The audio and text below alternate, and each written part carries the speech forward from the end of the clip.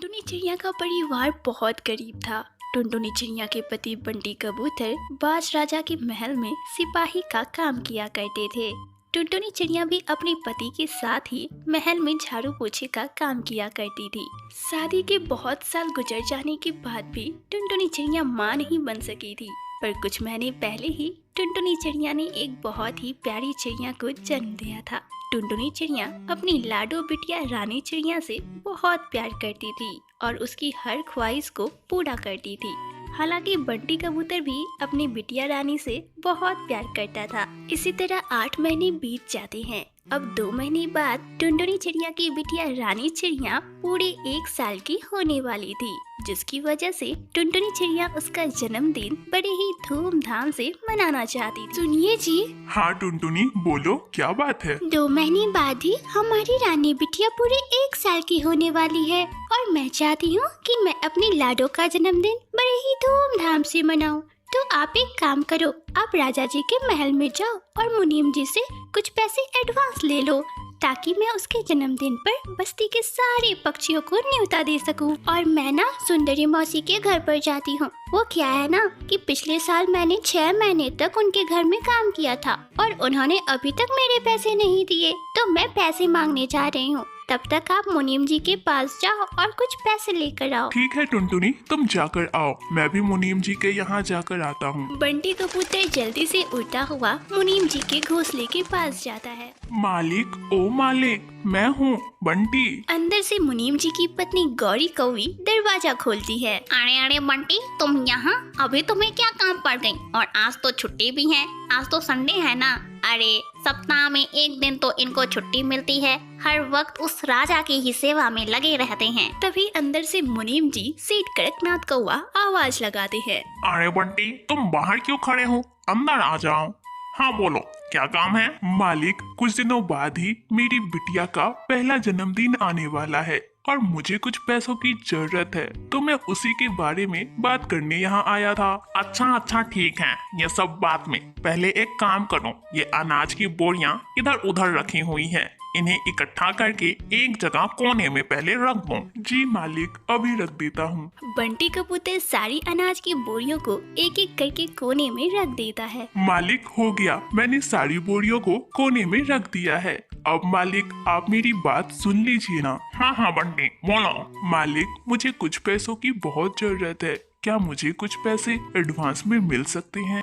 वो क्या है ना कि मेरी बिटिया रानी बिटिया का जन्मदिन आने वाला है और यह उसका पहला जन्मदिन ही है। अच्छा, पैसे और एडवांस? तुम्हारा दिमाग तो नहीं खराब हो गया है? मैंने पहले ही तुम्हें बहुत सारे एडवांस दे दिए हैं, पहले उन्हें चुकता करो, उसके बाद ना तुम्हें आगे के पैसे दूंगा मैं। मालिक, मैं आपके सारे पैसे धीरे धीरे चुका दूंगा। मालिक, इस बार मेरी बिटिया का पहला जन्मदिन है, मुझे उसे एक बहुत अच्छी गुड़िया खरीद कर देनी है। मालिक, अंतिम बार मुझे कुछ पैसे दे दो। एक फूटी कौड़ी नहीं मिलेगी तुम्हें। और तुम एक काम करो, कल से तुम डबल ड्यूटी करोगे राजा जी के महल में, क्योंकि राजा जी के महल में परदेसी पक्षी आने वाले हैं। अब तुम जाओ यहाँ से। बेचारा बंटी कबूतर उदास मन से घर वापस आ जाता है। कुछ देर बाद टुनटुनी चिड़िया भी घर वापस आ जाती है।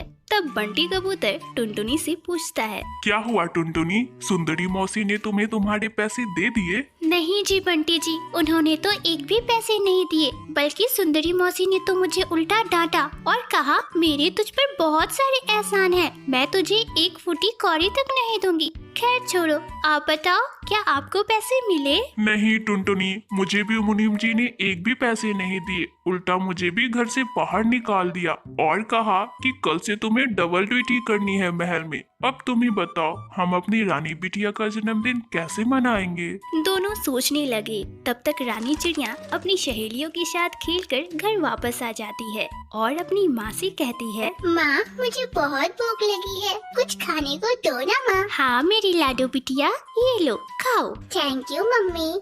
मम्मी, तुम्हें पता है आज मेरी दोस्त पिंकी चिड़िया का जन्मदिन है और उसके पापा उसके लिए एक बहुत बड़ा केक लाए हैं। वह कह रही थी कि आज उसका जन्मदिन बड़ी ही धूमधाम से मनाया जाएगा। माँ, मेरा जन्मदिन कब आएगा? माँ तुम भी मेरे लिए एक बहुत बड़ा केक लाना। माँ तुम लाओगी ना? हाँ हाँ रानी बिटिया, मैं तुम्हारे लिए जरूर केक लाऊंगी। अपनी माँ की यह बात सुनकर रानी चिड़िया बहुत खुश हो जाती है और खाना खाकर खुशी खुशी फिर से अपनी सहेलियों के साथ खेलने बाहर चली जाती है।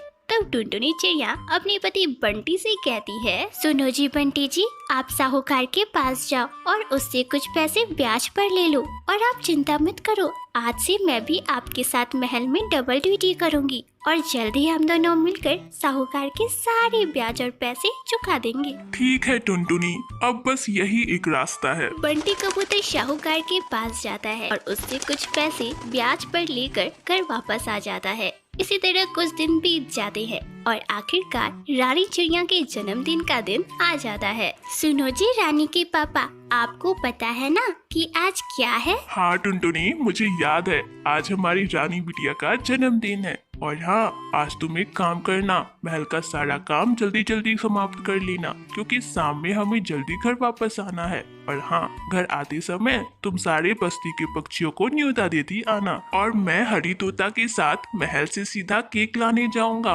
और हाँ, अपनी रानी बिटिया के लिए एक बहुत ही अच्छी सी गुड़िया भी लेकर आऊंगा। अब मैं चलता हूँ, तुम सारा कुछ संभाल लेना। शाम हो जाती है। टुनटुनी चिड़िया बस्ती के सारे पक्षियों को जन्मदिन का न्योता देकर घर वापस आ जाती है। कुछ देर बाद बंटी कबूतर भी हरिया तोता के साथ घर वापस आ जाता है और अपने साथ केक और गुड़िया भी लाता है। कुछ देर बाद बस्ती के सभी पक्षी टुनटुनी चिड़िया के घर पर जमा हो जाते हैं और रानी चिड़िया को जन्मदिन की बधाई देते हैं। अरे अरे, हमारी रानी बिटिया तो बहुत खुश है आज। बिटिया तू सदा खुश रहे, ऐसे ही हंसती खेलती रहे। रानी चिड़िया के जन्मदिन के जश्न में सुंदरी मौसी भी शामिल थी। सुंदरी मौसी को यह खुशी देखी ना गई और वह चुपके से टुनटुनी चिड़िया के किचन में जा पहुंची और वहां रखे केक को गिराकर खराब कर डाला। बड़ी आई थी जन्मदिन मनाने वाली, अब देखती हूँ कि कैसे जन्मदिन मनाती हैं हम। सुंदरी कौवी केक गिराकर जश्न में शामिल हो जाती है। कुछ देर बाद जब टुनटुनी चिड़िया किचन में जाती है तो गिरे हुए केक को देखकर बहुत दुखी होती है। तभी वहाँ घोंघा मौसी भी आ जाती है। अरे अरे लाडो, ये क्या हुआ? अरे अरे मासी, देखो ना, इन्होंने बड़े ही मेहनत से केक लाया था और अब देखो ये सब क्या हो गया। मुझे तो अब कुछ समझ ही नहीं आ रहा। सारे बच्चे केक का इंतजार कर रहे हैं, अब मैं क्या करूं? अरे अरे टुनटुनी, तुम चिंता मत करो, मैं हूँ ना। मैं जैसा कहती हूँ तुम बस वैसा करती जाओ।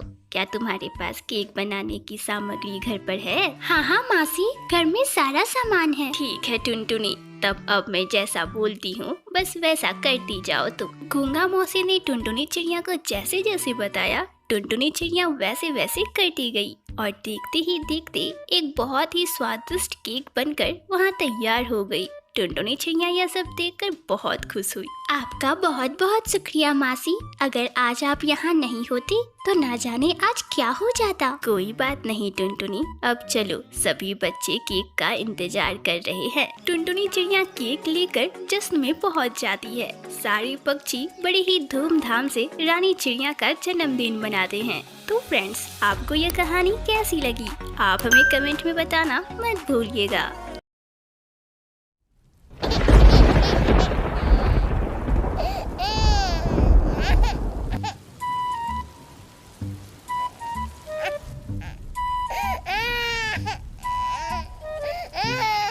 बच्चे की रोने की आवाज, लगता है कोई मुसीबत में है, मुझे देखना होगा, पता नहीं कौन बच्चा रो रहा है। कुछ दूर जाने पर टुनटुनी को एक बच्चा घोंसले में बहता हुआ दिखाई देता है। वह जल्दी से उस बच्चे के पास जाती है और उसे किसी तरह बचा लेती है। हे भगवान, इस छोटे से बच्चे को किसने नदी में बहता हुआ छोड़ दिया? पता नहीं कौन था। आजा बच्चे, आजा मेरे पास आजा, मैं तुम्हें अच्छे से रखूंगी। टुनटुनी चिड़िया एक बहुत ही गरीब कुम्हारन थी। उसकी पति की मौत 2 साल पहले ही हो गई थी। टुनटुनी चिड़िया की कोई संतान नहीं थी। आज इस बच्चे को देखकर टुनटुनी के अंदर की माँ की ममता जाग उठी और उसने इस बच्चे को अपने पास ही रखने का फैसला किया। भगवान, ये तेरा कैसा चमत्कार है, आज तूने मेरी सूनी गोद भी भर दी। मैं अपने बेटे मिट्टू को खूब पढ़ाऊंगी लिखाऊंगी और उसे ढेर सारी माँ का प्यार दूंगी। धीरे धीरे मिट्टू थोड़ा बड़ा हो जाता है। टुनटुनी उसका ध्यान रखने के लिए दिन रात मेहनत किया करती थी। एक दिन माँ, मुझे स्कूल की तरफ से पिकनिक के लिए शहर ले जाया जा रहा है। माँ, टीचर ने बोला है कि सारे बच्चों को नए नए जूते पहन के आने हैं। पर माँ, मेरे पास तो एक भी नए जूते हैं ही नहीं। माँ, मैं कैसे जाऊँगा पिकनिक? अरे बेटा मिट्टू, ऐसे उदास मत हो मेरे लाल, मैं तुझे एक नए जूते जरूर दिला दूंगी। अब थोड़ा हंस दे तो पिकनिक पर नए जूते ही पहन के जाएगा। हंस दे बेटा। टुनटुनी मिट्टू को नए जूते दिलाने के लिए दिन रात मेहनत किया करती। वह रात रात भर मिट्टी के बर्तन बनाया करती और दिन भर उसे अलग अलग गाँव में जाकर बेचा करती। मिट्टी के बर्तन ले लो, सुंदर सुंदर बर्तन ले लो। अरे काकी, सुंदर सुंदर बर्तन ले लो। अरे टुनटुनी, यह बर्तन कितने के दिए? अरे सुंदरी बहन, यह सिर्फ 20 रुपए के हैं। आप चाहो तो 15 दे सकती हो।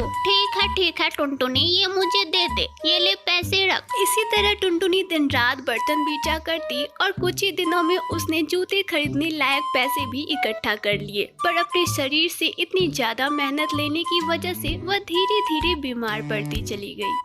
मिट्टू बेटा, ये ले तेरे नए जूते। अब तू अच्छे से पिकनिक पर जा। माँ, ये जूते कितने अच्छे हैं। माँ, आप बहुत अच्छी हो। माँ, मैं अभी इसे राजू को दिखा के आया। माँ, वो मुझे चिढ़ा रहा था कि तेरी माँ कुमारन है और तुझे कभी भी नए जूते नहीं देगी। अब मैं उसे दिखाता हूँ। मिट्टू के चेहरे पे ऐसी खुशी देखकर टुनटुनी बहुत खुश हुआ करती थी। ऐसे ही बहुत साल बीत जाते हैं और अब मिट्टू बड़ा हो जाता है। मिट्टू बेटा, सारी तैयारियां हो गई शहर जाने की? हाँ माँ, सब कुछ हो गया है। कल सुबह ही शहर के लिए निकलना है और जैसे ही मेरी 2-4 दिनों में नौकरी लग जाती है, मैं तुझे वहाँ अपने साथ रहने बुला लूंगा। कुछ दिनों बाद ही शहर में मिट्टू की नौकरी लग जाती है। पर इधर बेचारी टुनटुनी अपने बेटे के बिना बहुत उदास रहा करती थी।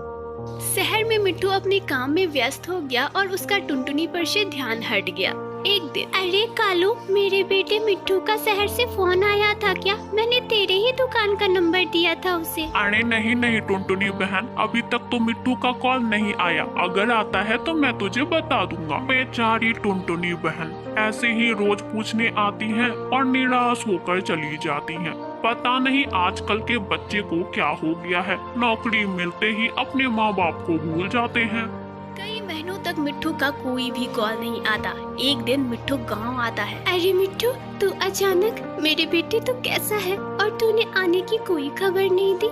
और ये कौन है तुम्हारे साथ बेटी? माँ, मैं ठीक हूँ, बस तुझे खबर करने का मौका ही नहीं मिला। वैसे इससे मिल, ये है बबली, तेरी बहू। कुछ खास मेहमानों को बुला लिया था और शादी कर ली। मिट्टू की यह बात सुनकर बेचारी टुनटुनी बहुत दुखी हुई, मानो उसके दिल पर किसी ने जोर से प्रहार किया हो, पर वह कुछ ना बोली। एक दिन, अजी, और हमें यहाँ कब तक इस गांव में रहना होगा? मुझे यहाँ की बदबू बर्दाश्त नहीं होती और यहाँ की टूटी फूटी झोपड़ी में रहकर मेरा दम घुटने लगा है। हम कल ही शहर चलेंगे, ठीक है ना जी? मैं यहाँ और नहीं रह सकती। अच्छा बाबा, ठीक है, मैं कल सुबह ही माँ को बोल देता हूँ कि हम सभी अब शहर जा रहे हैं, ठीक है ना? टुनटुनी उन दोनों की बातें छिपकर सुन रही होती है और उसे बहुत दुख होता है। माँ, मुझे अब जाना होगा। शहर से मेरे लिए कॉल आ गया था, मुझे बहुत काम है माँ, अब मुझे जाना होगा। और माँ, तुझे तो पता है ना, शहर में कितनी कीमतें बढ़ गई है, हम तुम्हें नहीं रख पाएंगे माँ, तो तू यहीं रह, अच्छे से रहना और अपना ध्यान रखना। अब हम चलते हैं माँ। कोई बात नहीं मिट्टू बेटा,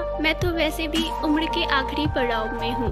यहाँ पर ही जन्म लिया तो यहीं पे मरना चाहूंगी बेटा। तू सब जा, अच्छे से जा और अच्छे से रहना। मिट्टू वापस से शहर चला जाता है और अपने काम में व्यस्त हो जाता है। वह परिवार और काम में इतना व्यस्त हो जाता है कि उसे टुनटुनी का जरा भी ख्याल नहीं रहता। एक दिन टुनटुनी बुलबुल के पास जाती है और उसे कुछ देते हुए बोलती है, बुलबुल बहन, मुझे पता चला तुम शहर जा रही हो। ये लो, ये मेरे बेटे को दे देना, उसे यह लड्डू बहुत पसंद है। और हाँ, ये चिट्ठी भी दे देना। हाँ, क्यों नहीं टुनटुनी बहन, अब मैं शहर जा ही रही हूँ तो तेरे बेटे को ये जरूर दे दूंगी, तू चिंता मत कर। शहर पहुंचकर बुलबुल मिट्टू को लड्डू के साथ चिट्ठी भी देती है। बुलबुल के जाने के बाद मिट्टू उस चिट्ठी को पढ़ता है। मिट्टू, मेरे लाल, तेरी बहुत याद आ रही थी, इसलिए बुलबुल बहन के हाथ तेरी पसंद के बेसन के लड्डू बनाकर भेज रही हूँ। रोजाना 1 गिलास गर्म दूध के साथ ये लड्डू खा लिया करना बेटा। शहर में रहकर तो बहुत कमजोर हो गया है, मैं तुझे अपनी जिंदगी की एक राज बताना चाहती हूँ। मिट्टू बेटा, जब तू इस चिट्ठी को पढ़ रहा होगा तब तक मैं इस दुनिया को छोड़ चुकी होंगी बेटा। बेटा, मैं तुम्हारी असली माँ नहीं हूँ, तू तो मुझे नदी में बहता हुआ मिला था। बेटा, अगर तुझे पालने में मुझसे कोई कमी हो गई हो तो मुझे क्षमा कर देना। टुनटुनी की यह चिट्ठी पढ़ते ही मिट्टू फूट फूट कर रोने लग जाता है और उड़ते हुए जल्दी से अपने माँ के पास पहुँचता है, पर टुनटुनी यह दुनिया छोड़कर जा चुकी थी। मिट्टू भारी मन से टुनटुनी का अंतिम संस्कार करता है और अपने किए पर उससे माफी मांगता है। तो फ्रेंड्स, ये थी हमारी आज की कहानी। क्या आप बता सकते हो कि टुनटुनी क्या बेचा करती थी? आप अपना आंसर हमें कमेंट में बताना मत भूलिएगा। और ये वीडियो पसंद आए तो हमारे